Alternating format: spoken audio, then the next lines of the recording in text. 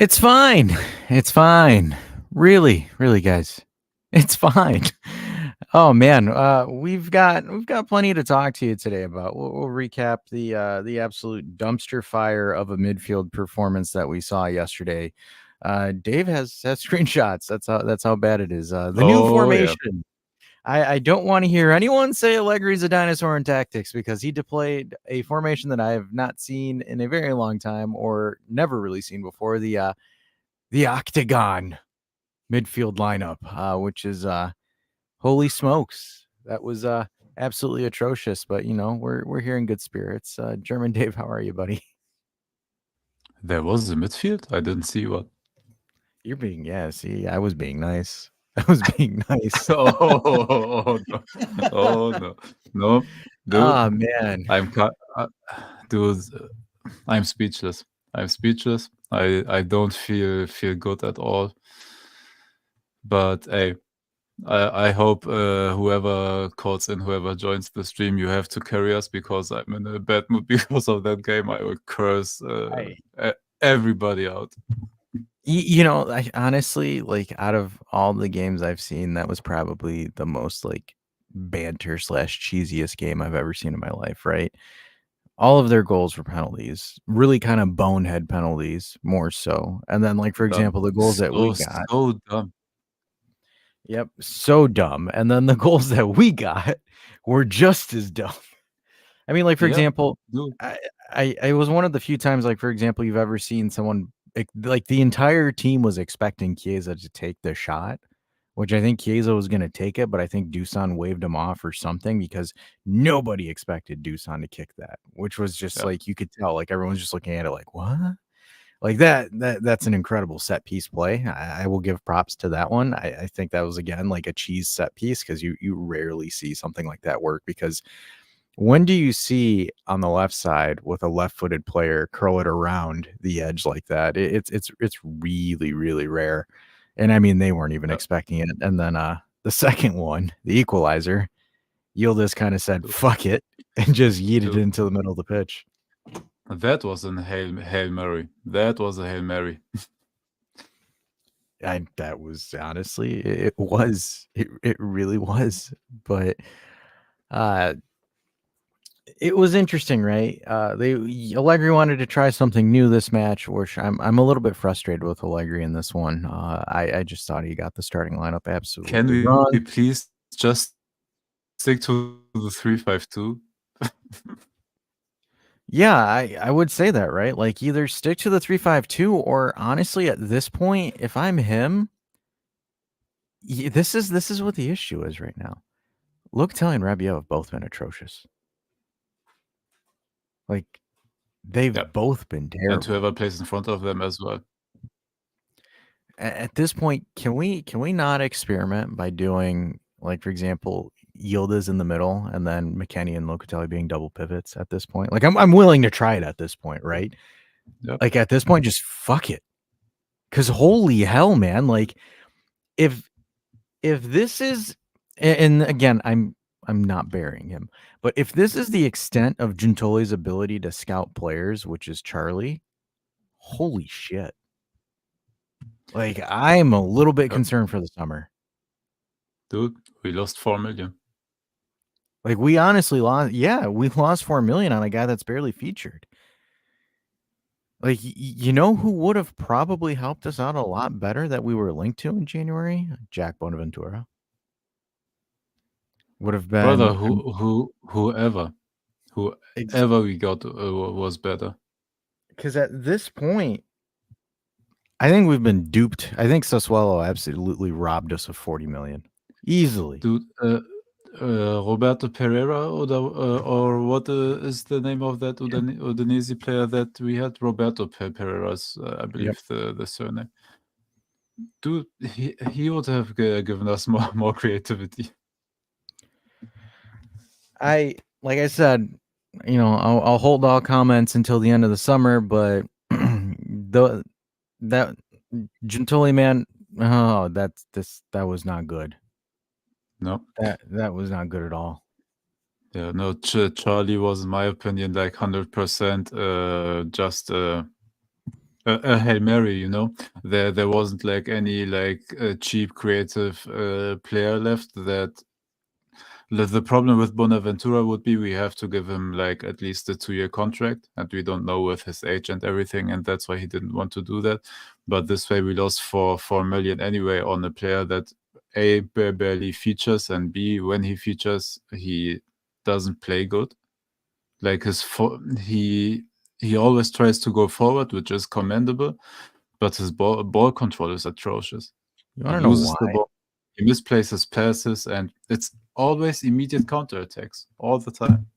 And that's what happens when you take a player out of the Premier League and you play them in a more tactical league. It's always been Yeah, the case. It's always been the yeah. case. He still Yeah. thinks he has the space he has in the championship, and you don't. You really don't. I thought, looking at the numbers when he came in, I thought he could potentially be, an addition, but at the same point, I overlooked something back in January, and I overlooked having a backup to Locatelli or someone to We challenge to all did. Locatelli. We Like, all did. We all did. We all of us thought we need a creator, and that Regista's good for now because we had Locatelli and expected Hans to be the backup, but he doesn't play a single minute as well. because holy hell, Locatelli is absolute dog shit. Oh yeah. Like, I was reading things and I looked at numbers and I looked at stuff and everyone kept telling me this guy's an 8, he can score. You want to know what the most amount of goals he's scored in his career is? It's only 4. He's only scored 4 goals in a season. That is the most goals he scored in his career. That is not an 8. That is a 5 or a 6. Dude, Bremer and Gatti score more goals. He's a center back. Yeah. Center backs score more goals than Loca. And he's playing and he played in an offensive De Zerbi ball system, and the best he got was 4. And then you want to know his assist total? His best assist total is 3. 3. Those are center back numbers, not 8s. People keep saying this guy's an 8. I think he's been, at this point, I think we all can say that this man is not an 8. He's barely a 5. 76% pass completion yesterday. 76. And he's and it's like KB saying And it here. was short passes. Like it wasn't like high difficulty passes. It was short passes. 76%. His long passes would be 0. That's what pretty much what it was. But I can't believe this. And it's like, every moment I sit here and I ponder ideas, I just absolutely want to lose my mind against the Juve board. Like, seriously. Like, how many? I don't think we've hit on a single transfer. No. We have not hit on one. I kicked my table by accident. Ironically, which I expected least, the last transfer to hit is Vlahovic. And he hit 1.5 years late. Yeah, 1.5 years late. Dude, at the beginning of the season, this was the last thing I expected was that Vlahovic will be the guy with the most fire in the whole squad. The guy that, in my opinion, is the best leader on the pitch. Because like he tries to do more than he is obliged to do on his position. He's the only one that is running all over the field. The second supposed second striker is standing on the left side. Our regista, supposed regista, is staying like right between the opposition midfield. Doesn't free himself up to receive a single pass, which I will trust me, I will show you later. Our defense that can do a proper forward pass, all of them are in the our 4-man backline. We played I don't know what formation it was at the end, but 4-man defense yesterday, with Ware being the right winger, Cambiaso the fullback, Gatti Cambiaso and Gatti the fullbacks, and Danilo and Bremer as center backs. That was how he played yesterday. Those four had the most passes and the highest pass completion because they passed the ball to each other the whole time. Because nobody is freeing themselves up to do something.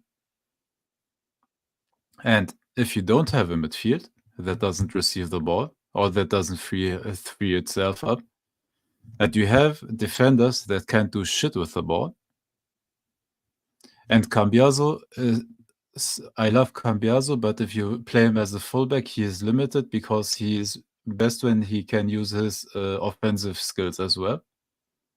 So I changed my opinion. I don't think he's a good fullback right now because he has that much of an offensive pull.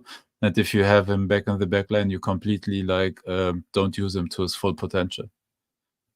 Like it would have to be like, for example, with him, it would have nothing to works. be, yeah, it's kind of it's a unique situation with Cambiaso, right? Where you have to be solid enough where your other fullback is solid enough where he is able to push forward, where he's able to go forward without worrying. Because, like, for example, in theory, in teams that actually make sense and work properly, your fullback pushes forward and then your right pivot in your midfield covers the gap. So it's like an alternation of movement. So, like, for example, in this, it would be Locatelli would cover in the gap for Cambiaso.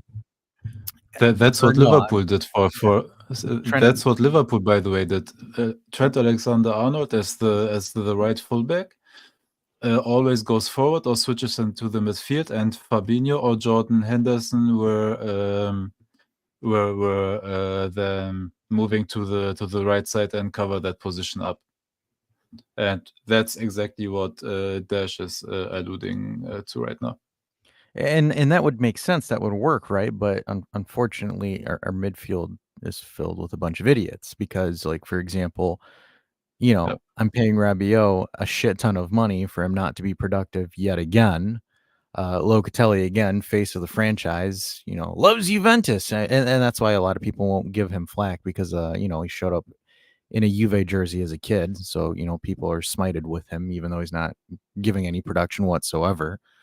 It's excruciatingly frustrating because, like, for example, none of the midfielders outside of maybe McKennie want to touch the ball. Yeah. I have never poor seen McKennie that is limited. And poor McKennie is limited. Like, he wants and he tries, but the poor guy is limited. Like, the guy with the least amount of ball skills wants the ball. Or, again, I'm told that I have, an amazing Italian midfielder in Locatelli who, again, where the hell is he? I have, this all-star French midfielder, again, where the hell is he? And then I have, the second coming of Paulo Dybala and Charlie, which if you're looking at it from disappearing when I need you most, yeah, he takes up after Dybala quite well, in all honesty. Yep. And it's like, again, like you said, for me, the least expected individual to mature and to develop around his game is Dusan. Like, that to me is taking me back where I'm like, oh my God, he actually did turn a corner. Or and then it's like, I have this 100%. He's our best player by a long shot. Like, is he world class? Not entirely yet. I think he still has ways to go. For me right now, he's playing world class. He's finishing good. He's hitting free kicks like nobody in the world right now. He's actually freeing himself up and receives the ball around the midfield line. The brother is everywhere. In my opinion, he's playing world class right now. It's just nobody there to take advantage of that. Yeah, and like it's kind every of single goal he scores it's his own genius. It's his own skill. It's not like anybody is assisting him or whatever. And that's ironically one of the things that I heavily criticized him for that in the beginning of the season, where it's like you want the glory, you got to go get the glory, and Dusan's done that. He's done that. Absolutely. Absolutely, and he does the props because of that. And everybody else that I want the contract extension and yada yada yada. Dude, show it. That man showed it to me. If he wanted a contract extension, in my opinion, he deserves it. The problem is we need the money, so he has an option to sell, unfortunately. But him and Yildiz right now are the players I least want to lose. Yeah, I'm 100% with you. I mean, like, for example, again, this game just shows it, where that you And need how the turntables, eh? yeah, exactly. Where it's like at this point, people are like, everybody's scapegoating Chiesa, and Sunday League coach is catching strays from all these people on X because of it. And it's like, Sunday League coach is not wrong, guys. 1 goal contribution in the last 4 months. And he's supposed to be this end all be all player. Yep. He can't even stay onside. And that was 1 out of 2 chances he created the whole game. And guess what? He played as a winger. They even switched to a 4-3-3 in the second It half was to a accommodate him. 4-3-3. Hey, it's a 4-3-3. It was Vlahovic as the striker, him left winger, and Weah right winger. It was a pure 4-3-3. And he still didn't do shit. It's But we play him out of position. Allegri ruined Chiesa. Shut up, man. the only Chiesa ruined Chiesa. Yeah. That's what it is. Chiesa ruined Chiesa, not Allegri, not his uncle, not Landucci, not these nuts. Straight up Chiesa. It's like, the old saying, Brett screwed Brett. Chiesa screwed Chiesa. Oh, yeah. Just like how Locatelli screwed Locatelli. Because you mean to tell me, with 74% ball possession against a relegation side team, you didn't create a single big chance that whole game? 0.66 XG with 74% ball possession. With 3 shots on target. 3 shots on target. Because this is those like, oh, Allegri sits back, dinosaur tactics. You had 74% possession and only made 3 shots on target, none of them being dangerous, besides unless you want to call Yildiz's cross dangerous. You had Dusan pull a fucking rabbit out of his hat with that free kick because everybody and their dog thought Chiesa was going to shank that bitch high, but I think Dusan told him, I'm taking this, you stand there. And that was pretty much what happened and what started, I guess you could say, a fight back. But was it really a fight back? It was more of a sloppy fight back. We didn't create anything. And again, and I have some smoke for Allegri on this too. You totally fucked up the starting lineup. The fact that, like, for example, Chiesa and Yildiz play the same position. Fuck Chiesa at this point. Season's pretty much done. There's no value to gain or lose for Chiesa. You bench him and you start Yildiz. If Chiesa wants to salvage his career, perform at the Euros. That's it for Mr. Chiesa. I don't care what the board says. Dude, either you play on the right wing or you sit on the bench. That's my opinion. I don't know why we switched to a 4-3-3 all of a sudden. But if you do it, play Chiesa on the right, Yildiz on the left, or take Chiesa out like off completely, in my opinion.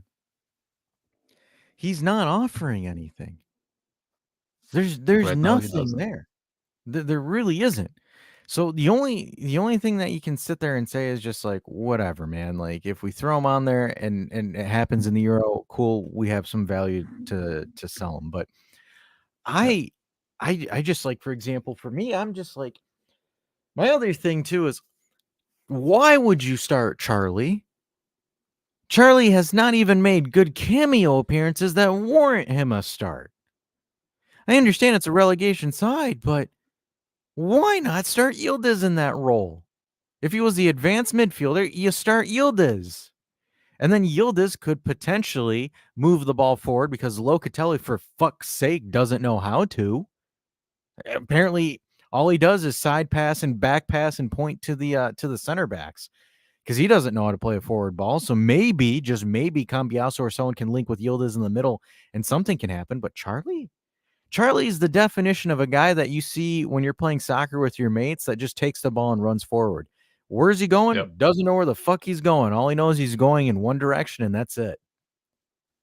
That is all you've seen from Charlie. And I'm sorry, Giuntoli, that's on you. Yep. Because with 4 million euros that you got from Charlie, you could have gotten a Jack Bonaventura as a stopgap.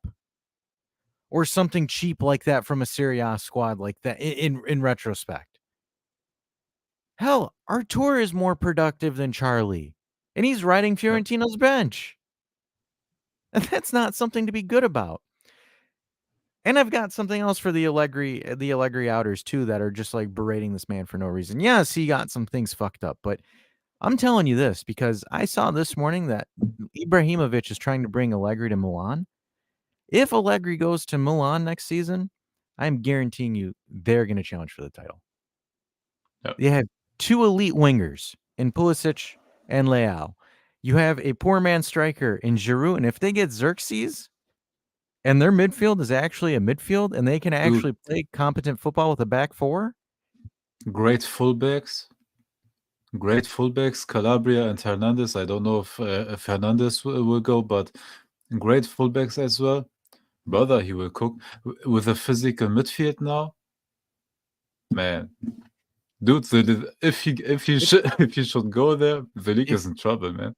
Yeah, if he goes to, because they're saying that he might go to Milan next season, and if he wins the Scudetto with Milan, I don't want to hear anyone chant any bullshit like that, because Ibra's the one that's essentially is the one that's campaigning for it, because Allegri is an upgrade from Pioli, and oh yeah, and he's going to take that team with the adjustments that he does there. And again, I'm not saying this as an Allegri supporter, an Allegri stan, as people want to throw us under the bus for, but watch out, man. Seriously, because you'll see what happens there. Because Pioli, with his limited coaching capabilities, did with what he did there. But I'm just telling you, I just this is ridiculous. The midfield that we have and some of the players that we're playing. Let's get to you guys here in the chat. Go ahead. Dash, what do you think does it cost to bring Arthur back for the last games? I don't know. I fuck it. I would take him over Locatelli at this point. KB says, I want Allegri to stay and give Juve and the players that he actually needs to show the pundits how it's done. Vlad says, do you got something for me? Say less, buddy. You just wake up and then your heart is just pumping. Boom, boom, boom, boom, boom, boom, boom, boom. Yeah, so those moments are crazy. There you go, Vlad. Oscar says, so what I hear is we should keep our Artur. Yeah. Artur, absolutely not. I thought Ibra fucked Allegri off in his last season under him. Nope. I don't know, to be honest with you. Yeah is asking, is Dave still here? Yes, he's in Europe. Dave is on vacation. He'll be back next week. ROFLM. Roll on the floor laughing. I think that's what it is. Loca, Weah, Chiesa, Rabiot, Bremer, Danilo, Sandro, sell him, to be honest. Hey, Sandro's gone anyway, but in my opinion, you can sell like everybody else. Danilo will stay, no value, but the other ones, ciao. You need to move at least 6 to 7 players. Dude, there isn't, and like we said like a couple of minutes ago, Vlahovic, if I can, I keep him. I'd sell everybody else because he shows the most heart of anybody, and Yildiz, of course. And yeah, Cambiaso, the young talent. Sell everybody else. Those three, in my opinion, are untouchable. The rest can go. Goodbye. You're not Juve caliber. And you don't show heart. You don't show soul. Like, there's nothing. You don't play for the shirt. In my opinion, it's like, with the effort they showed, and I don't want you at this club if you play this half-ass football or whatever it was. Dude, no urgency. Nobody was running. Everybody was standing around. Dude, please leave. They're like, yeah, top 5 go to Champions League. We're good. LJJ says, if Allegri is fired this season, I would be super happy because the management thinks we can improve more with another coach. Being sarcastic there. But if Allegri stays, I understand that half the squad will have to go. Half the squad will have to go whoever the coach is. You know, when it comes to this, I hope two things I would like to see. I would like to see Allegri go to Milan, just in spite. I think that would be hilarious. I would think it would be hysterical if he goes to Milan. Because, like I said, Milan is literally a solid striker away. Because, like, for example, their midfield's good. If they have a coach, because Pioli isn't defensively organized, if Allegri goes to Milan and gets them defensively sound tactically, that is going to make Milan extremely dangerous next season. Because I understand if Redbird, I think that's the owners of Milan, if they are thinking of pulling him there, that Milan squad is going to be dangerous next year. 100% dangerous. But looking at it, me and my personal opinion, the coach that I would want now in pure terms of spite, and people can hate me for this, I want Conte to come in to show everyone how much of a group of bums these players are.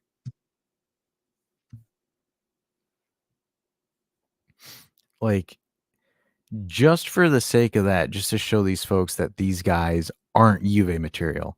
Because, like, for example, if Conte comes in, more than likely, you're going to see Chiesa gone. You're going to see Rabiot gone. You're going to see a bunch of exodus. Because, like, for example, a lot of people forget about this when Conte came in his first season. Conte put a lot of players on notice, and he shipped out a lot of players before the 2011-2012 season. He took out a lot of mediocrity. So, like, for example, if Conte's coming here, you best believe the first person on his list that he's shipping out is Chiesa. He's going to tell Chiesa either you play left wing back or you're done.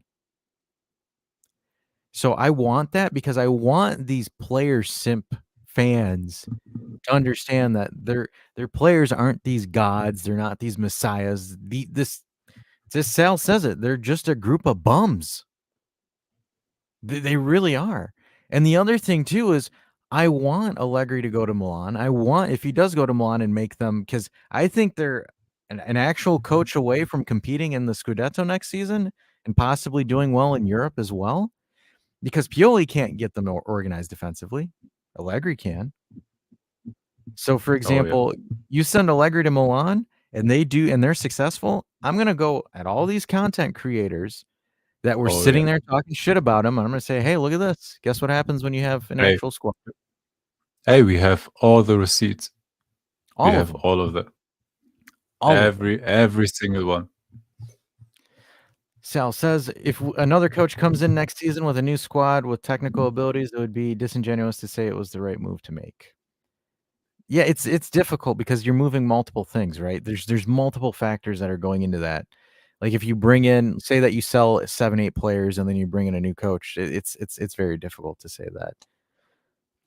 Vlad says we don't need Conte, we need Draymond Green. We need someone who would punch his teammates in the face. LJJ says Conte also hates players with attitudes. And then Vlad says the closest we got to that is Sandro double leg tackling Chiesa in practice. Brother, we need that again in practice. We do. Sal says Napoli fans are foaming in the mouth for Allegri, which is true because I saw a bunch of Napoli fans on Twitter. They were just like sitting there. Oh, I pray to God that this happens.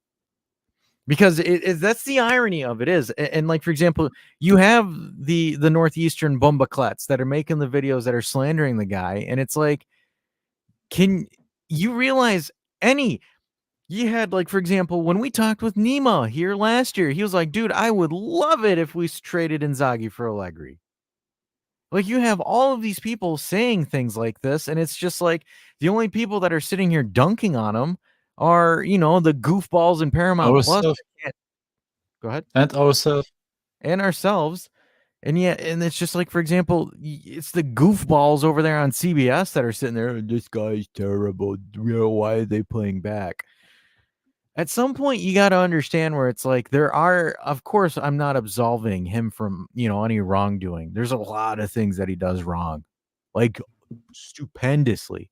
But at the same time, these players aren't scot-free. And they like, don't have a dude soulless. Yeah, they don't deserve to be absolved from anything. And then this is the other comment too that I've seen where everyone's like, "Man, it's like when Juve players leave Juventus, they pop off and do well." Who? Who? De Ligt? Dude, No. I was so angry. There were actually people claiming, De Ligt left and he's in the Champions League semifinals. Yeah, brother, he missed all the other games. He just started this round against Arsenal was his first 2 starts in the Champions League. He's been riding the bench He the did. whole season. Dude, he was riding the bench. Like, Don't he's been act like riding the he's the second coming of Chiellini or I don't know who, man. Beckenbauer or what or whoever. He spent 3 seasons with Bonucci and Chiellini as an understudy and has the defensive capabilities of Daley Blind. Yep. Like, that to me is funny. Kulusevski, has Kulusevski popped off? No. No. Does anyone know what happened to Rodrigo Bentancur? Romero, up and down. Romero, up and down. All of them injured all the time as well. The only player that who else? Everybody's Morata is consistent, but hey, I wish everything like good to him. I love him. Dybala's up and down and injured. Dybala's barely able to get to like mediocre contributions. He's not thriving at Roma. He's getting to average. He's okay. You can claim he's good when he plays. Exactly. And then it's like the Europa League game. They're like, "Oh man, like, what a bunch of class from Dybala with that goal." And it's like, dude, brother, Lukaku did all the work for that. Who else did we sell? Who Demiral? else did? Demiral was in where? Saudi? Dude, where does he play even?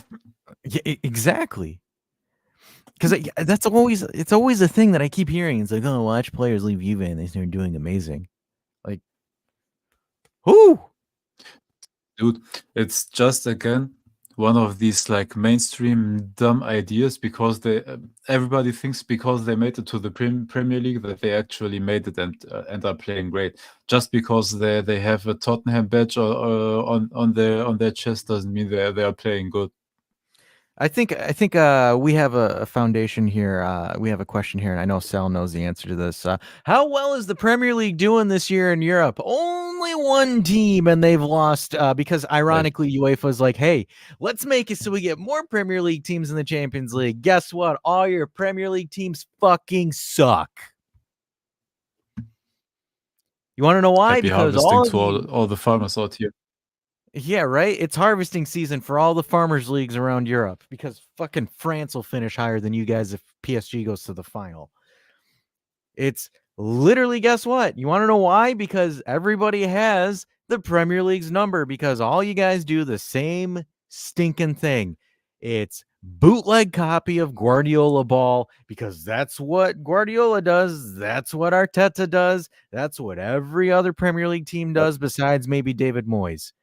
David Moyes is probably the only sit back and counter Premier League coach, but unfortunately for him, he went up against Xabi Alonso, and Xabi Alonso ain't about that smoke. Like, yeah. And then what? And just kind of like how Sal's saying it here, Aston Villa needed some cheese from Martinez to even get through to penalty kicks against Lille. And by the way, and by the way, sorry, but they spent, I believe, over 100 million in the last summer. And congratulations for moving on in the Conference League. Hey, at least Zaniolo will get more European titles than Chiesa will. So, you know, dude, hey, I would take Zaniolo in a heartbeat right now. give me just a soul, like something. Zaniolo has one Conference League title, possibly two. I mean, I think they're going to meet Fiorentina in the final. But I oh my God, Zaniolo's probably the most decorated Italian in Europe right now, and that to me just kills me inside. Oh my goodness. Like maybe you could say Jorginho is decorated, but wow. Wow, that's just that to me is just bonkers. Absolutely bonkers. All right, let's catch up here a little bit. Sal says, I think Max is at his wits and is pissed at the management that put him in this position I would too. I would honestly be livid too. Because like I said earlier, Juntoli hasn't impressed me at all with what he's done. No. At all. Like Jallo was a, hey, screw you, Inter. We're taking him and possibly using him as a bargaining chip. I'm fine with that. But when and this is where, like, for example, so I kind of want to bring this back to Max for a little bit because everyone's whining about Max saying, well, I've hit my objective, hit my objective. So like, for example, if you're a salary worker, if you get paid salary, your boss gives you a target that you need to hit at the end of the year. It starts in January, finishes in December. Say that you start really, really well. Say that I have to sell 46 hot dogs. That's my salary obligation for my contract for the season. I sell 40 before December. I still got until the next 6 months to sell another 6. Doesn't matter when I sell them. It's if they get sold, and then I hit my objective, which in theory, Allegri's hit his objective. So if people want to get pissed at, the whole qualify for the Champions League, get pissed at the board. That's the objective that they got. That's what they set. That's on them. They said, hey, Dude, top 4. the That's the squad, Champions the squad is not capable of doing more than getting into the Champions League. I think the one thing that whoever the coach is. Yeah, and I think the one thing that frustrates me the most, though, is that I think in January, it was one of those opportunities, strike while the iron's hot, and I think that for me Yeah. is where I think Giuntoli flopped. I think they flopped. Because, like, for example, you could have sat there and had a reason, okay, we lost Pogba, we lost Fajoli. We need something here as a ball creator. We need something like this. Let's give it a go. Let's see if we can go for the title. No, the board didn't want to. The board said no. Or you could say Juntel and the board both said no. So if there's anyone that people want to get pissed at the board. Seriously, get pissed at the board. Because they gave you, what did they give you? Jallo? Charlie? All non-factors? And you can't even use Jallo. Like I said, bargaining chip, I can understand that. Makes sense. It's perfectly fine. When he came in, we all knew he wasn't playing. It was more of a get him at cheap, F Inter, so Inter doesn't get a depth piece. Understand that. Understandable. But when you look at it, like, for example, we overachieved, et cetera, and it's okay, great. Are we going to do anything? Are we going to get a Jack Bonaventura? Are we going to get, a Regista that can potentially help the team? No, we're not. And then it's like, everything falls in front and everyone wants to crucify the coach. Where it's like, dude, we've all said this for a long time. Hell, I said it on the Juve channel like a year and a half ago. I said Locatelli is just short passing and cannot create or make any long passes. Everyone called blasphemy on me for this. I'm looking pretty good right now. Really, really Hold good. up. Do you want an exhibit for that? And the reason, and yeah, we will. Let's go for it. You got the images. We have the perfect image here. So here is Locatelli trying Timothy to Weah. Ah, sorry, he has already. Go ahead. Hold up. Ah, yeah, now I have it. So this is our right side. Gatti as a fullback plays the ball to Timothy Weah, who has no opening whatsoever. He keeps the ball, passes it to Locatelli, who pointed at our defenders for them to receive the ball, and he actually has the ball in a good position. Look here, look there, or maybe pass it back because Weah is still there, but look what he's doing. He has 3 options. He has one in the front, one diagonal left, one far left, and turnover. That's what he did. Turnover that leads to a corner for the first penalty. Yep. Which was a stupid penalty. But it's just, you look at that and it's that was his first actual try on the pass. And I've gone on to this rant and I forgot to put the link for you guys to call in. So I'm going to slap that on there so you guys can file in. But you look at that, and it's just it's piss poor quality. Like it's horrible. holy smokes. I'm gonna read you guys' chats here. Sorry for interrupting your rant, but I want to say this. Another game Kostic hasn't started, which resulted in another winless game. You know, here's a funny metric. Every time Chiesa started a game, we haven't won it. Like every game that Chiesa has not played in, we've won. So it's like causation equals correlation there. I think there's only one game that Chiesa didn't play that we lost. But outside of that, we've won or drawn every other game that Chiesa has not played in. So, Hey, and please come in, like whoever wants, because my wife texts me I'm too loud, so you all have to carry it a little bit for me to keep it to stay a bit quiet. So yeah, I was too animated. I don't blame you. Sal says him and Fajoli and Zaniolo are a scandal waiting to happen. Those two look like they're about to drop a rap single. Zaniolo may lack quality, but he got that cologne. Be pissed at Agnelli for burning the place on his way out. People use that Max Joker Dark Knight gif where it should be, which is also true. He says, I call him Alcatraz. That's actually funny.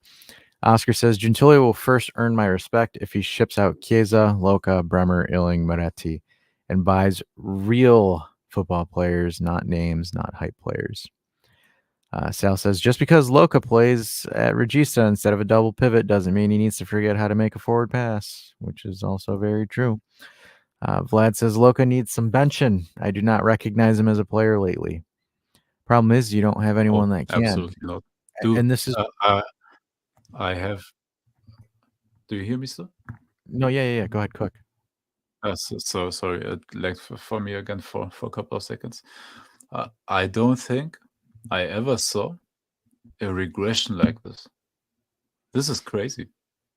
Dude, I don't think I ever witnessed something like that, of a player that was serviceable, like for the role he was at. He was serviceable and he's done pretty good. To this, where he is hiding in between the opponent's midfield lines. He doesn't receive a single ball. He's not opening himself, nothing. He completely disappeared, like he's not on the pitch. Except for when he misplaces passes. That's the only time he shows up. Or when he's pointing backwards. Oscar says Juventus could buy all of Copenhagen and keep Vlahovic, and that team would be better than this. This Copenhagen team, how you all played in the Champions League in the group stage, dude, you played incredible. And dude, my respect to you played every single opponent, like, dude, it was hard, it was grit, dude. I would love, dude, exchange our whole squad for them if you want. Sal says also the regression from Rabiot to the one that we all knew a few seasons back is insane. He, like I've always said for him, I think he's always going to be a luxury piece for a midfield. Like if you have all the other pieces around the midfield established and you have Rabiot, great. You'll be able to get him 10, 12 goals of headers or tap-ins a season. But that's if you have everything around him set up. Because like, for example, this season, and I know you're here, Vlad, but this season kind of exposed the deficiencies that Rabiot has. Like he has deficiencies. Like, for example, heavy touches, not a great dribbler. He's a physical tank, a physical specimen, right? But if he's the one that you need to have carry the ball, deliver the ball, pass the ball, and do all of that, you're in trouble. Dude, you really are. Honestly, I can't believe how much we miss Fajoli, how much space he opened up for Rabiot, because Rabiot last season actually like did some dribbles. Honestly, I miss Fajoli very much in this lineup. I know we joked around and everything, but I think he's actually like the very missed in this lineup. He would give us some creativity and some ball control that we don't have at all right now. Yeah. But it's on him that he's not here. It's on him. And Vlad also, or Oscar says the whole Copenhagen team can be bought for 84 million euros, very cheap. Vlad says Rabiot needs Fagioli's and Pogba's. It's not his fault. I understand, but the problem is we're paying him more than the Pogba's and the Fagioli's to do a simple role. That's kind of what the issue is. Because, like, for example, if Fagioli's doing 80% of the work and is making 80% less than Rabiot, it just doesn't make sense. Like it does not make actual sense. And that's why, like I said, with the wage that Rabiot is on, he is a luxury piece for an established roster. That's the honest truth. The same thing, like, for example, it's the same argument I made for Paulo Dybala because of his lack of availability. I said Paulo Dybala is in a role that is a luxury piece for a team that has everything around him. Like, for example, in Roma, he has everything around him. He has an incredible striker. Say what you want about his misses, but Lukaku is a top-tier striker. You have Lorenzo Pellegrini, hands down one of the best eights in football right now. Like, if people disagree with me, that's fine. You have Hussein Mawar. You have Leonardo Paredes. Again, they're not world class, which that's a term that kind of grinds my gears because it's thrown loosely now, where almost anything is world class now, and it's really, in all honesty, world class is a very, very, very exclusive group. Yeah. But you have all of that around Paulo Dybala, which is why he's doing decent at Roma, because it's not all on him. Because if you put your entire roster, and this is where, and I'm getting concerned for Yildiz, is I hate when people start saying, give him the 10, make him the center of the project, blah, blah, blah. Stop idolizing individual players for projects. Have we not learned that with Dybala, with Chiesa, even with Dusan? You need to have an all-around roster. Yep. Not idolizing one damn player. No. Oscar says, I have a feeling that Copenhagen has the same spirit the Juve squad had 10 years ago. I love it. Underdog mentality. That's what it is. Sal coming in. Yildiz, Cambiaso, West are the only players who increased their Mercado value this year. I'd say Dusan too, if we didn't over wildly pay for him. Exactly. Dude, if he scores a couple of more goals, he's again like 70 million. Like, he's getting up there again. He raised it to 60 million from 45 or 50 at the start of the season, and now he's at 60 again. And hey, if he gives us still a couple of more goals, he's at 16, I believe. Is if he reaches 20, you can get again 70 million. The brother built himself up again. Had my respect for that. Yeah. And Sal also says we don't even give Wes a small raise. So it's like, exactly, if we're being tight on that, what's the deal there? Vlad says, I agree, buying another ball-to-ball winning midfielder is pricier than retaining Rabiot. Yes, but the problem is at some point you need to buy that midfielder anyway. At some point you have to. You have to at some point. Because, like, for example, So if it's not possible to do always these one year extension. It also hurts your club because you are not able to invest them in something long term, because you have them always on a 1 year deal. At some point you have to separate. So, like, for example, Rabiot costs, and like, let's look at it from, I think, net, he makes 7.5 to 8. So in gross, roughly about 16, give or take. I'm going to say give or take 16 million. If he signs a 2 or a 3 year deal at 16 million a season, that's 32 to about 48 million. That's being invested into Rabiot. You could buy a Ferguson at 20 and then give him a 2.5 million a season contract, and you're essentially spending less. You might have a little bit more of an upfront cost, but again, you're technically, in theory, you're spending less money. And also on a long-term deal. I believe he has a contract right now till 2027, and the contract we would offer him, according to the reports, is a contract until 2028, which is a 4-year contract. So in the long term, he will be cheaper. I'm sorry, I said Ferguson. I meant Goodmanson. Goodmanson. Yeah. I apologize. I apologize. Same Goodmanson. for me. Ferguson, for slip of the me. tongue. Yeah, I messed yeah, up. I meant yeah, Goodmanson, not Ferguson, because yeah. Ferguson with one ACL Myself at as 20 well. million. My, Yeah. Oh yeah, my my goodness. facts as well are regarding Goodmanson. I confused them as well. Yes, Goodmanson. I do apologize. It was Goodmanson. But like for example, you look at like Rabiot, right? We've had Rabiot for since the 1920 season, and he's made with the growth through. So let's give it as a fair chance. Let's say about 10 million a season for Rabiot.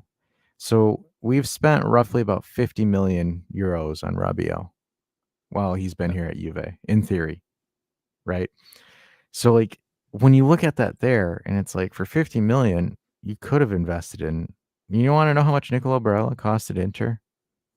35. 35, and he does more than Rabiot. And they will sell him for 70 to 80 if they need to at some point. Yeah. So it's just like you look at that, and it's just really bad business.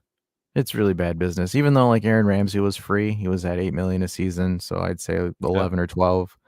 So we had him for practically the entirety of his contract besides 1 year. And then, we loaned him, but we still had to cover a good chunk of it. So, though they are free transfers, their contracts still add up throughout the entirety of their time here. So it's like I don't nothing wrong with Rabiot, but Rabiot needs to go to a team that's already ready to compete or completed. That is where you get the best Rabiot. The problem is we need to put specialists around him. Like even if we get Fagioli back, I don't trust Locatelli like in this midfield. And you have then to buy for that role, and that made Rabiot effectively even more expensive because you have to buy players for him to fit and be in a situation where he feels well and feels supported. Yeah, it's just not. LJJ says Cambiaso had a couple offers last season. Juve denied them all, and they said it publicly. If we receive a good offer for Chiesa, will they deny it? I'm pretty sure they'll listen to any offer that they get for Chiesa. Vlad says in regards to Yildiz, but Alessandro Del Piero said, "Let's give the number 10 to Kenan." I'm. Can people like let that man retire in peace? And can we let our players develop in peace? Like, I don't know. It's just like, for example, okay, great, Del Piero said it, right? And like you'll see like a flutter of Twitter people that are just like, oh my gosh, my Lord and Savior Del. And here's the funny thing, right? It's like a bunch of like 16, 17, 18-year-olds that like barely saw him play, that are like foaming at the mouth over him. They're like, oh yeah, oh my gosh, let's stop putting pressure on Kenan. Let Kenan develop. Let Kenan will onto his own, and then you can talk about the number 10. Like I thought when Del Piero said that, I thought it was stupid. I'm like, why are you putting this all on this kid now? Like it's ridiculous. It's kind of like what Vlad is saying in the chat. He's like, if anything short of a Ballon d'Or for Kenan, it's a failure. And it's like, he's a kid. Why are we putting so much expectation on this guy? Yep. And he's a good baller. Don't get me wrong. I don't think he's terrible. But like, holy smokes, man! Like I don't know. I just, maybe being the internet, I've just seen different types of fanatics that just absolutely just mind boggle me. So there's a transfer news live that came from L'Equipe, and I don't know how much folks want to trust the French newspaper, but the reason why I kind of wanted to bring this up is Zinedine Zidane is closely monitoring the situation of Manchester United manager Eric Ten Bum and would like to prefer to take charge of Old Trafford. Ironically, there were heavy reports yesterday and today that he's close to Bayern as well. So it's all media. It's all media stuff. We will see. If Nobody knows. if Zidane goes to either of those two teams, I think he'd get exposed. There's talk if he comes to Bayern, he will have Franck Ribéry as his assistant, who can also speak German, and he will be the assistant coach basically to be there for the transition and everything. And that may work. I don't know if it will, but with Bayern he would have already scored because they will buy and just everything for him. I don't know. For me, I've never seen a non-German coach be successful at Bayern Munich. Pep. He didn't win a Champions League. Yeah, you're right about that. But he had the best Bundesliga season of all time. That's gonna get beat by Bayern Leverkusen. Yeah, I hope so. They need 92 points. Yeah, because for example, all their recent Champions League wins have been with German coaches, and it's just like I don't know. I don't see Zidane going there. And Vlad likes your pronunciation of Ribéry. I try my best. Franck Ribéry. But I don't know. It's just like that to me would be an interesting move, right? He says, "Do it again." For a super chat. he's like, I don't do things that I'm good at for free.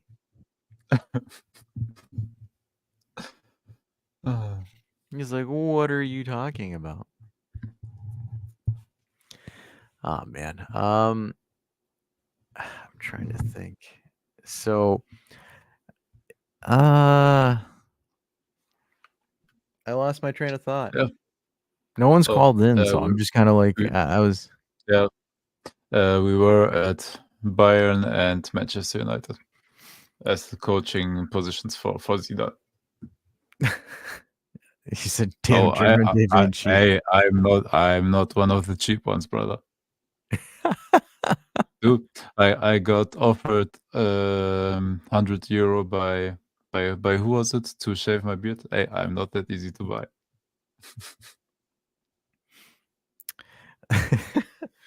Yeah, I don't know. I mean, like for example, I don't know how that move with if Zidane goes to any of those two clubs would make sense.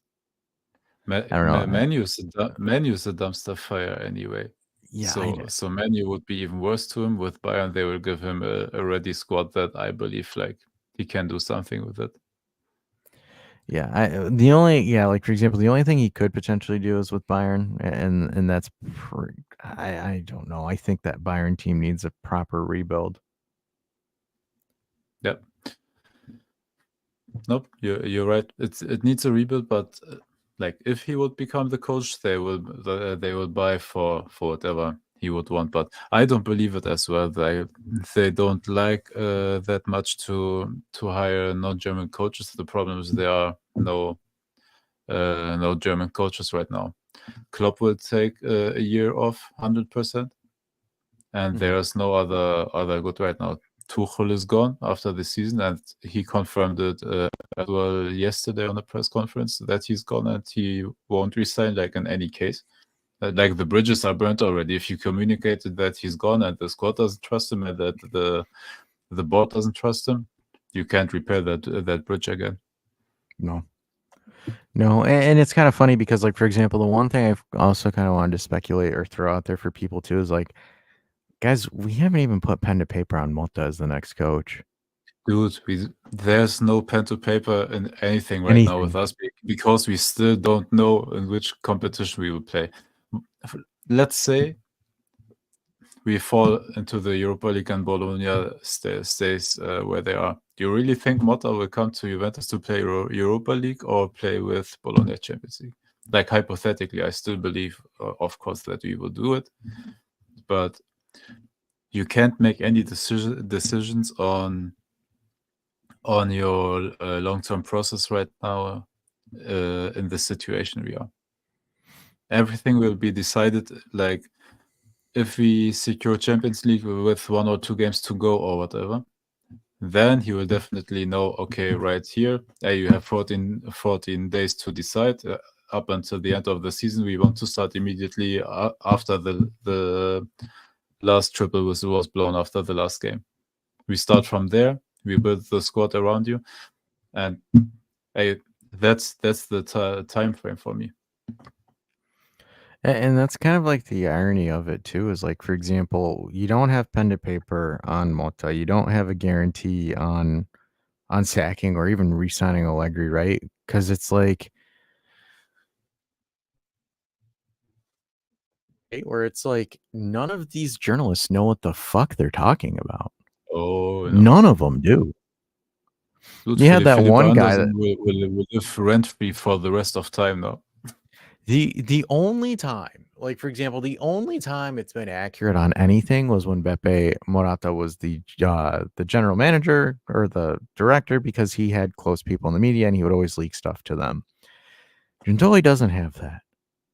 Juve have ever since Ronaldo, they have been cards in chest. Yep. Cards in chest. Because now it's just speculation. Like, for example, Romeo, who has people and connections, they're not telling him anything. The dude's been talking in circles for the last 3-4 months. Yeah. There hasn't been anything Nobody concrete knows. or solid. Nobody knows. He's stuck to giving, in my opinion, this is what they'll line up, or in my opinion, because he knows there's nothing there. Dude, Fabrizio is supposed to know everything, and he said until a couple of seconds before Philipp Anderson signed with Palmeiras, he still said like 2 minutes earlier, hey, just a couple of days away with Anderson to Juventus, and bam, like 2 minutes later, the here we go to Palmeiras game. Nobody knows anything right now within the club, and I think it's good to keep everything that close, no information leaked and everything. I think it's good for the club. So everybody that tries to report and tries to act like they know shit, you don't know shit. And that's why I think fans might be in for like a really rude awakening if they decide not to sack him at the end of the year. Because, like, for example, say that, what's to stop Gentili from saying, okay, great. What if I move some players around, get you what you need? What can you do? Like, for example, let's leave it at this, and I'll throw it in here for you guys in the chat. If Allegri stays, Gentili says you have to compete for the Scudetto and win it, but I will give you 4 players this Mercado. Do you take it? You'll have 4 departures and 4 arrivals.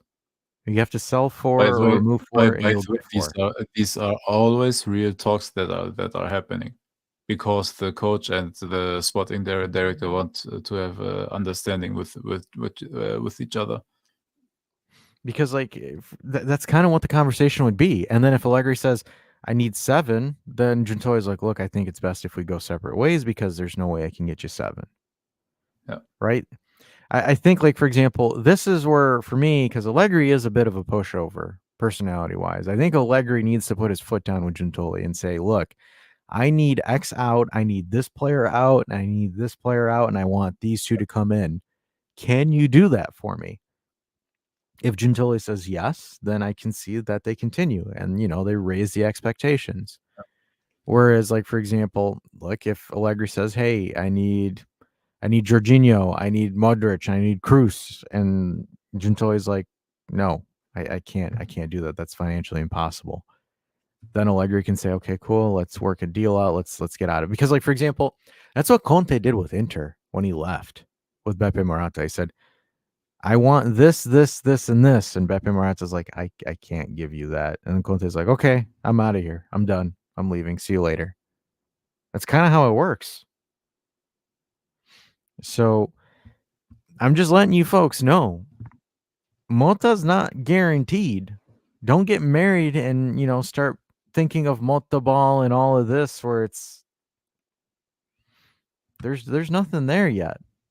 Until the Juventus social media pages post the old Grazie Allegri picture, he's your coach next year.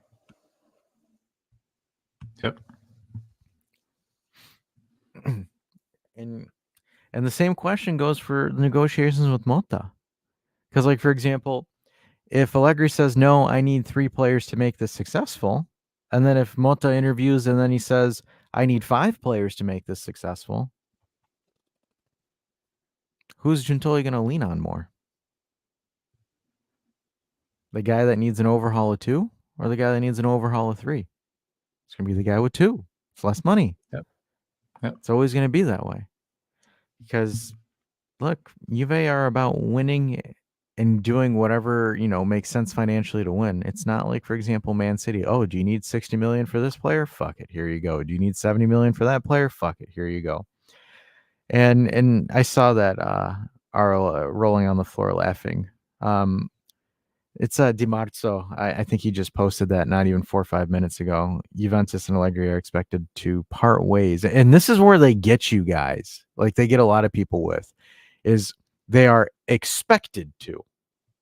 That means they don't know. Which is like one of those things where why post it? Right? Wait until you actually know. And you have concrete evidence. Juventus have notified him that he will no longer be the coach next season. It's up to the club to decide how they will arrange his departure. Like I said, they've said that 2 months ago. They've said that 3 months ago. For me, it's more so on the lines of, okay, great. When are they going to make it official? Will they? Because, like, for example, Conte said that when he left Inter, it was, before the season even ended, they said Conte will not renew. Conte's not coming back, and it was an actual official announcement from the club. So, with all due respect to Di Marzo, I'm gonna refrain from saying anything. Yep. Because how do we know, right? We don't know anything. We don't know if it's dude. Fabrizio doesn't know shit right now. Like his reporting was all over the place with us. He may have more intel in the Premier League teams right now, but he doesn't have like anything with us right now. Sorry, but Agresti, who most of the fan base trusted more than anybody, but he misreported lots of stuff in the past. And sorry about that, Rabiot, and he completely lost me when he made that. Oh, Motta and Rabiot are close to each other and drank a tea together or whatever. Brother, that's not the news. That is a post you do to stay relevant, to have your name in the atmosphere somewhere. Yeah, that's where he lost me. Sorry, but there's nobody credible for me that knows like anything right now about the club. Nobody does. We don't, the reporters don't, the journalists don't. So just please, everybody, don't believe the rumors. Do your own research, read the papers, look how many different opinions there are. 1 second it's that, 1 second it's the other. We also had in the last couple of weeks some news that said, Giuntoli is tending towards extending, keeping Allegri. Dude, it's all over the place and nobody knows. So everybody chill. We only have a month left on the season, and then we will know. I would say enjoy the ride, but the team fucking sucks. Hey, it's right. It's prayer right now. Pray and hope, because this team is mentally dead. They won't fight for anything. The only way we will score points is if they fall in our lap, like in this game. The point fell in our lap. We didn't deserve that point. No, I think we didn't create anything. I think the only thing and it will be with every single game now. It will be the same with every single game. Yeah, I think the only thing they'll try for is the Copa. I think that they'll try for that, but other than that, they're coasting. It's kind of like that season where they won the Scudetto with Sarri, like 4 or 5 games in hand, and then they didn't win a single game after that, and they just coasted. That's what they're doing. They hit the objective, and that's it. And like, so I've gotten some of the Di Marzo quotes, and we'll talk about it because it broke while we were live. So it says, by the way, so just for a second, by the way, everybody you still can come in. We don't bite here. Yeah, we're very kinkless. So Di Marzo saying Motta's in pole position to replace Allegri. Milan wanted him, but they've been told that there is no margin of talks since he is linked with Juventus, which I call bullshit, because if Milan offer him more, I'm pretty sure he takes it because Milan have a better squad. And Champions League secured. Yes. Nearly. Yes. So it's like, I don't believe that because, for example, and with a way better squad. Yes. Like they can offer him a bigger contract and they can offer him a better, like you said, a better squad, actual inverted wingers that actually help him because Mota needs inverted wingers. Yep. It's easy because for him, Milan already play a 4-3-3. He just has to go Yep. in there and do a couple of twinks. With us, he needs a full rehaul. Yep. Mota would be stupid not to take that. Any coach, besides maybe Conte, any coach right now, even Allegri that's available right now, would be stupid not to take the Milan job. The Milan job, if Pioli leaves at the end of the season, is going to be one of the best positions to go into. Yep. Hands down. Yep. There is not a better job than the Milan job right now. It's the honest truth. You, like, for example, if you convince Leao and Pulisic that they're part of like contributing parts of the project, and you get Xerxes or another 9 that's a compliment to Giroud, holy hell, you're going to start cooking because you have 2 creative fullbacks in Teo Hernandez and Calabria.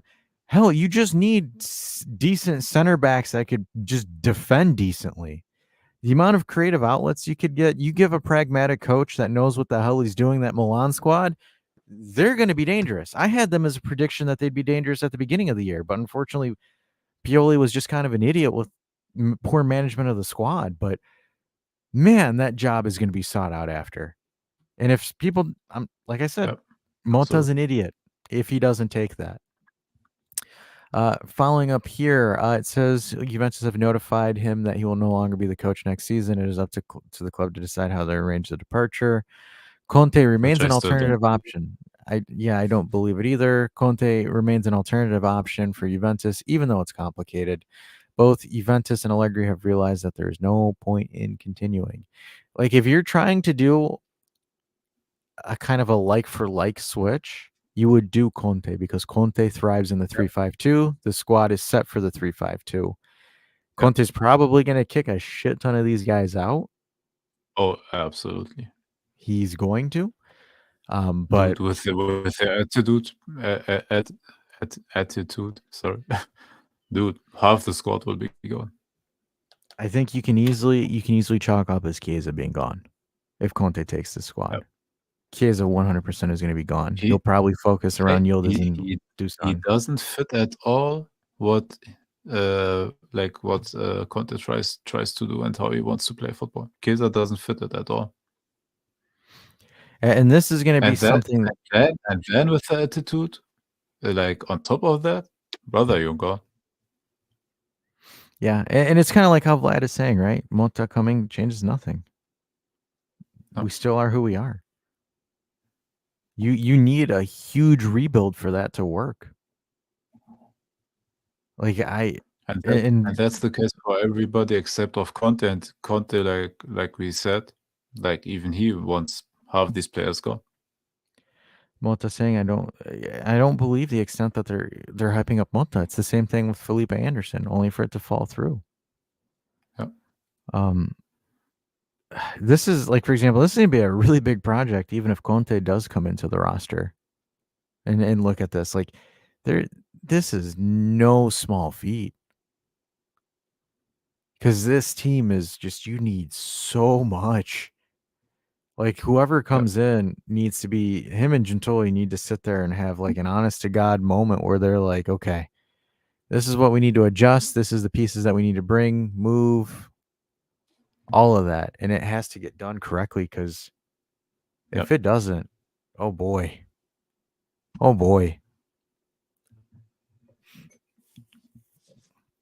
There's one person I'd actually like to get on here just to talk with once, a Sunday League coach, because I don't know if you've seen him on Twitter, but he is just getting harked on by all the Allegri outstands, and he like actually comes in with statistics and numbers. I'm not that big on the X sphere, so yeah, I don't know honestly, but I trust your judgment. Yeah, it's honestly, it's hilarious because like he beefs with everybody, and like I don't think I've seen anyone give like him a proper counter argument on there, and I always chuckle because it's It's like, you know, he's like a heel. He's kind of like Jinder Mahal in a sense, except he doesn't get fired out of nowhere. So somebody hindered the gender. Yeah, the Jinder has been hindered. Unfortunately, he's going to be all elite or go to TNA, knowing him. Vlad says, real question. Can you remember how many journalists called sorry to Juve in 2019? Zero. Because everybody was on the Zidane Express. Everybody was like, Zidane to Juve locked. And then Zidane's like, no, I'm not coming. I would like to get AJ. AJ would be hilarious. Oh my gosh. AJ would troll the hell out of people. If we could get a super stream with AJ and Sunday League coach, oh my goodness. That would be awesome. Awesome. Oh man, I think we've let everything out. I don't think I have anything left. Do you have anything left? No, I have still a couple of exhibits if anybody is interested in our horrible midfield positioning. Yeah, I don't think we've had I don't anyone. know if it's a deadbeat horse by now, but yeah, these are the screenshots I made. So 40 seconds. Game just started, and this is how we build up. Like you can see here, form and defense. Bremer, which I don't understand, on the ball, and this is the guy here in the yellow circle that should receive the ball, but he has a guy right on his tail, and he's pointing again to other people. Danilo's pointing to him. He's pointing towards Danilo. What the hell is this poor guy who's not the best on the ball supposed to do? He passes it to Gatti and Gatti to Weah, and they dink and dunk it like around the whole time. Exhibit B, 57 seconds. He is here, right behind these guys, not able to receive a ball. What does that? It forces, again, these dink and dunk passes. This time, Danilo. And what's interesting is he could be in Except such a good position too if he knew what he was doing. Yeah. Look, if he would be, instead of here, right behind this guy and where this gap would be close, if he was positioned there where my cursor is right now, a little bit further up, this would be a free passing lane right between these two, if the ball gets hit like proper with force. But no, he's again right here where if the ball gets played, he can intercept it. So the positioning is bad. And what does this force us again? To play the ball here around the back line, which is why our defenders play the most and most passes and the most accurate passes. Here, this is now a sequence of 3 possessions. Bremer with the ball. Where is he again? Here, right, hiding behind this guy. If he plays the ball there, gets intercepted again. The positioning is horrible. Who are the only 3 guys? Here or a Hail Mary towards there? And we tried that, and the ball went outside. Couple of seconds, hold up, 4 seconds later. Now Bremer with the ball, again, right here. 5 seconds, he didn't move a single bit. He's standing there. Again, 3 seconds later. Still, ball went back to Danilo. If he plays the ball, gets intercepted. I don't understand like this positioning. And he plays the ball back to Bremer again. This was a sequence of 10 seconds where he didn't move at all. The irritating part of that sequence is if he turns around, he has a passing lane to Charlie or to Dusan. Immediately. Or look, here he got pulled to the inside. Theoretically, if he turns around, or if Danilo or Bremer are quick enough, they can play it to Gatti, but he pulls like this guy onto him, gets covered, this lane is covered, and this is also covered, which leaves us only again with Gatti as an option because he doesn't run free.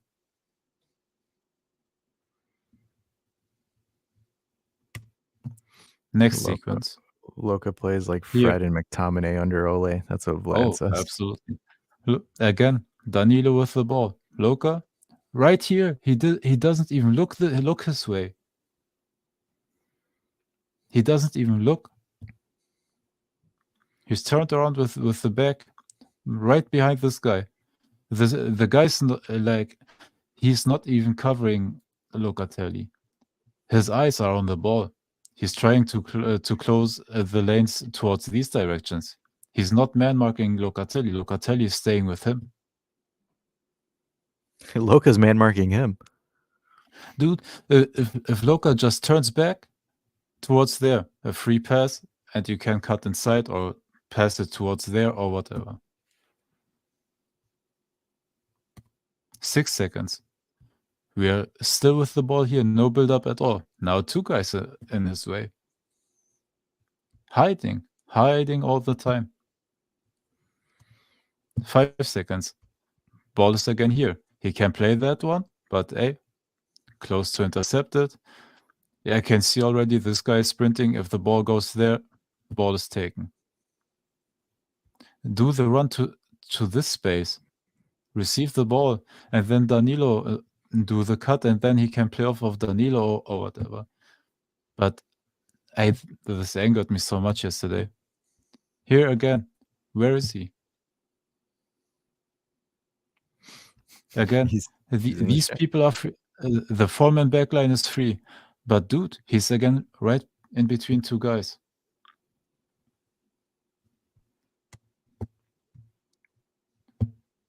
Do I need to talk over this anymore? Nope. Here. Dude, it's literally a couple of yards run. He's standing around the same position. Have you seen? He was here all the time. He didn't move anywhere. He was always within the circle. Here, with the back to the play, standing. Here, standing with the back to the play. As a 5. That's what I find frustrating. Dude, with the back to the play and leaving them to create. What are they supposed to create? Here, he's a little bit forward, but congratulations. Again, behind 2 people. Pass not available for a pass. Charlie is actually if Bremer play. The problem is we can't trust Bremer to play these passes. Theoretically, you can play a beautiful, strong pass up there, and if he does a cut, but he doesn't do that because he's orientated again to this direction of the field. Again, a sequence of passes. He's there. He could receive it, but also the positioning is not great. If he would be just couple of yards or meters or whatever in this direction, brother. It's funny, Vlad saying this could have been he's like, this should have been a separate video because he had we could, but I thought, yeah, man. Here, 6 seconds later, still same position, back to the play. He's pointing towards there. Dude, you are covered anyway. No one wants to pass to you. You are covered anyway here, and this guy is watching him. Do the positioning. Oh my god! Here, where is he? Where is he? He's not marked. The eyes are on the ball, not on him. Nobody covers him. He's 10 feet away from him, or sorry, 20 feet away from him. He's 15 feet away from him. He's not covering him. Or am I wrong there? No, there's no coverage. They're not covering him. He's monitoring only the ball for Danilo to not slice a dagger towards there or whatever. They are not interested in him. They are ignoring him. He's stuck right in between the midfield lines. He's taken himself out of the play numerous times. Yeah, and we are only 12 minutes into the game. 3 minutes later, same situation. Bremer here. If he plays the ball, intercepted. What leaves us? It's the whole time. The only 3 guys are these because they are leaving us to this position. And actually, they are even leaving us to him because they don't mark him. They are always oriented towards the ball. It's not man marking. It's not even zonal marking. No. Oh, the eyes were only on the ball the whole time, and he's hiding. Look, again, he's standing. The brother's not moving. And that's what's irritating because, like, for example, if Loka recognizes that and is able to find space, that's easily a penetrating ball for Bremer. Yeah. Brother, Charlie is moving to that space. If he was like up here, he can slice the ball through there.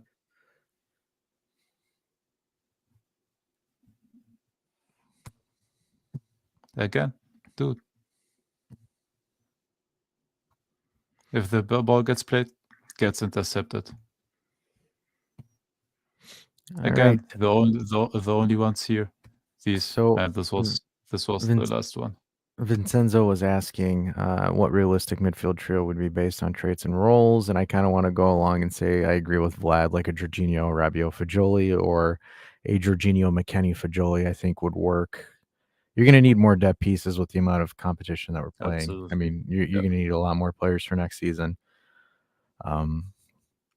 Yeah, it's you need a Jorginho. You need someone that's going to take the ball and direct traffic with the ball. That's the one thing that we've missed, and it hurts. Somebody that's not hiding behind his opponents, like we showed, like right now, like with 15 different pictures. I should clip that segment for like its own video and just repost it, just so people can see how much Locatelli just hides. Hey, do it. I'm all for it. I should. Alrighty, I think we've beaten this horse to the point where it's deader than dead. And yes, Locatelli would be a cool guy. That would be a sub. I would be fine if he was a sub instead of a starter because he is not that good at all. Yeah. The problem for me is he's too expensive for a backup. Yeah. Yes. He's like we paid too much money for him to be a backup. Yep, and unfortunately, would Ravella hide behind the ball? Would Ravella even make it on the field? Ravella with his one assist. Yeah, with his one assist in like what, barely any appearances. All right, everybody, thanks for tuning in to the It's Fine, really, it's fine show where we kind of beat the horse, and a lot of you normal call-in folks are, I get it, there's Juve fatigue. You're tired. You didn't want to call in. I get it. It's not like I'm taking it personal. A little bit. But anyways. And Vlad, my brother, this is for you. Franck Ribéry.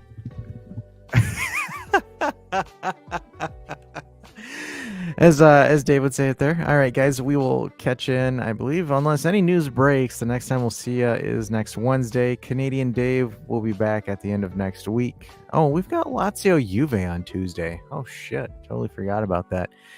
I'll try to do a watch along. I'll try to be home for work so we can be in pain together. But on that note, guys, we'll see ya. And remember, as always, Locatelli sucks.